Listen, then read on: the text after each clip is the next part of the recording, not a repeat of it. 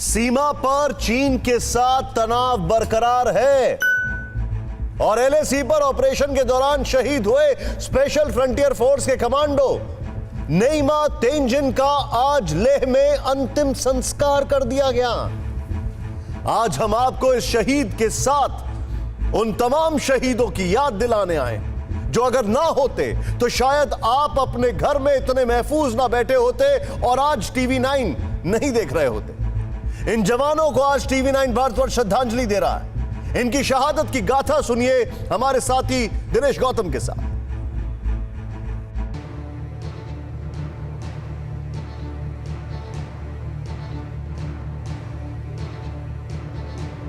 तेंजिंग नीमा नहीं रहे।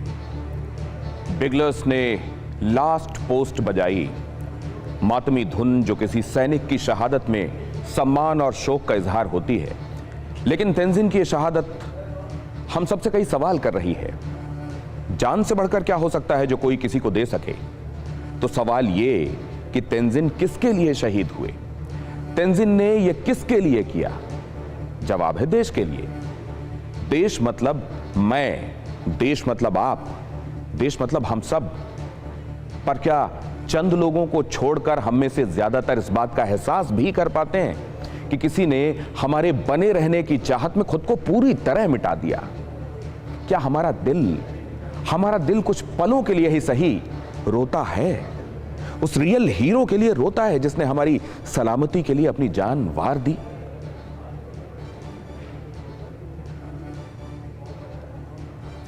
सोचिए, कुछ सेकंड्स के लिए ही सही, लेकिन सोचिए, अगर शहीद के चले जाने पर हम उस एहसास के मातम की चादर कुछ देर के लिए नहीं ओढ़ सकते, अगर हम उस शहीद की मशाल को गिरने से पहले थाम कर उसको कभी न बुझने देने की कसम नहीं खा सकते, तो क्या हम अपने वजूद, अपनी पीढ़ियों के वजूद के लिए ही खतरों को न्योता नहीं दे रहे?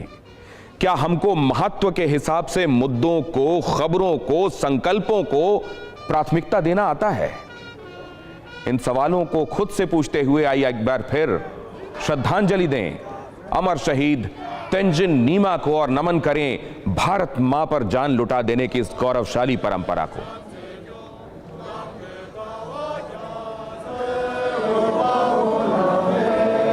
विकास रेजिमेंट जिंदाबाद, विकास रेजिमेंट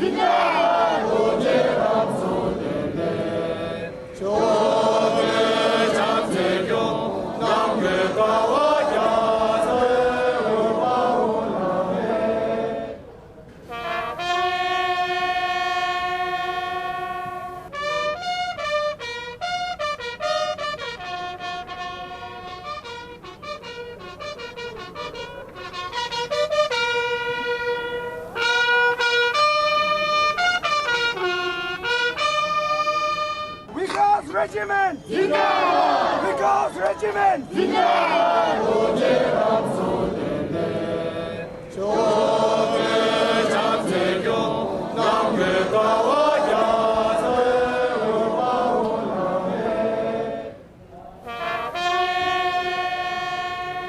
यहां आपने देखा तेंजिंग को अंतिम श्रद्धांजलि देने के लिए लोगों की भीड़ थी।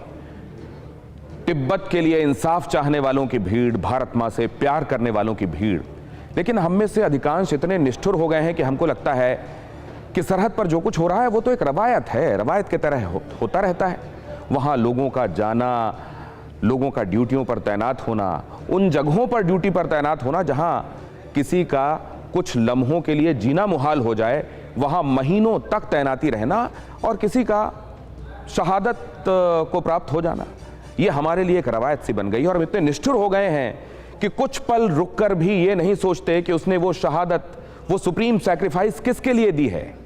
हमारे लिए, आपके लिए दी है, ताकि हम अपनी जिंदगियों को, डे टू डे रूटीन को वैसे ही चला पाएं जैसा हम चलाने के आदी हो गए हैं, ताकि रात में हम उसी आराम के साथ सो पाएं जो हम चाहते हैं और दिन में उठने के बाद अपने कामों को उसी खूबी और आराम के साथ अंजाम दे पाएं जो हम चाहते हैं।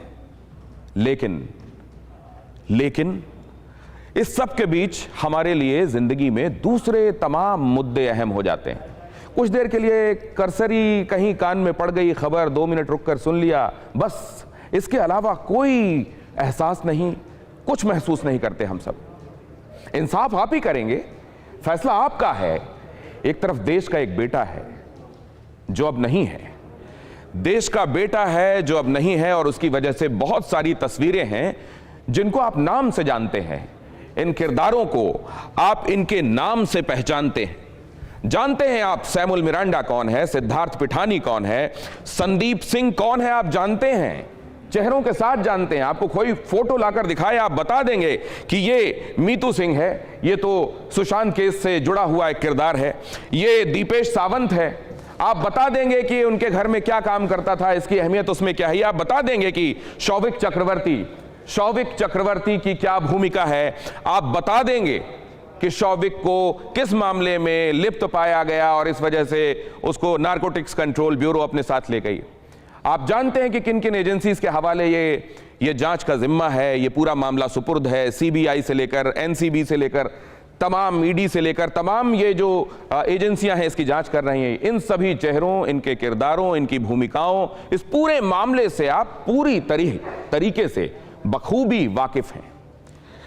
लेकिन अब ये चेहरे देखिए, इन चेहरों ने आपकी सुरक्षा के लिए, मेरी सुरक्षा के लिए, इस देश की सुरक्षा के लिए ठीक एक दिन बाद 14 तारीख को सुशांत ने खुदकुशी की या जेरे जांच है कि उसकी हत्या की गई, और यहां इन लोगों ने हमारी आपकी सुरक्षा के लिए एक दिन बाद सुप्रीम सैक्रिफाइस दे दी, अपने जान आप पर वार दिए। इनमें से कितनों के नाम जानते हैं? कितनों के नाम? सिपाही कुंदन झा, सिपाही अमन कुमार, कर्नल संतोष बाबू, हो सकता है कुछ लोग जानते हों, लेकिन कर्नल संतोष बाबू इस किरदार के पीछे क्या कहानी है? कितना बड़ा बच्चा है, बीवी पर क्या गुजर रही है, किसने मुखाग्नि दी, और अब परिवार का क्या होगा? कितने लोगों को इस बात से कंसर्न है, कितने लोग इससे वाबस्ता हैं? कितने लोग जानते हैं नायक दीपक सिंह, हवलदार के पलानी, हवलदार सुनील कुमार, हवलदार विपुल कुमार कौन हैं? क्या आप इनके चेहरों के साथ, इनके नाम से वाकिफ हैं? मैं गारंटी से कहता हूं कि हो सकता है कि ये 130 करोड़ के देश में मुमकिन है 5-10 लोग इन नामों से, इनके चेहरों के साथ वाकिफ हों। जहां ये लोग काम कर रहे थे वहां सेना के जो इनके ऑफिसर्स हैं वो इन्हें जानते होंगे, लेकिन उसके अतिरिक्त हम तमाम लोग जिनके लिए इन्होंने कुर्बानियां दी हैं, कितने लोग इन नामों से, इन किरदारों से, इनकी कहानियों से वाबस्ता हैं? एक तरफ वो बेटा जिसके नहीं रहने का दर्द है, हम सबको दर्द है, लेकिन जिस मुस्तैदी के साथ, जितने कंसर्न और जिस शिद्दत के साथ हम इस पूरी की पूरी कहानी को जानते हैं, क्या इस कहानी को भी उतनी ही शिद्दत के साथ जानते हैं? आप तय कीजिए किसके साथ होंगे आप। दिमाग पर जोर डालिए। 14 जून को सुशांत ने खुदकुशी की थी, मैंने बताया आपको। 15 जून को गलवान में हमारे 20 जवान शहीद हुए। दोनों घटनाओं को करीब 2.5 महीने का वक्त हो गया। एक ही दिन पहले घटी सुशांत की घटना से जुड़े किरदार के हर घर में हर किसी को उस बारे में पता है। रिया, शौविक, सैमुअल मिरांडा, सिद्धार्थ पिठानी, सब जानते हैं। लेकिन गलवान घटना में शहीद हुए जवानों में कर्नल संतोष बाबू ही याद होंगे, वो भी कुछ लोगों, हर किसी को नहीं होंगे। सच मानिए, ऐसा है और ऐसा होना हमारे लिए राष्ट्रीय शर्म का विषय है।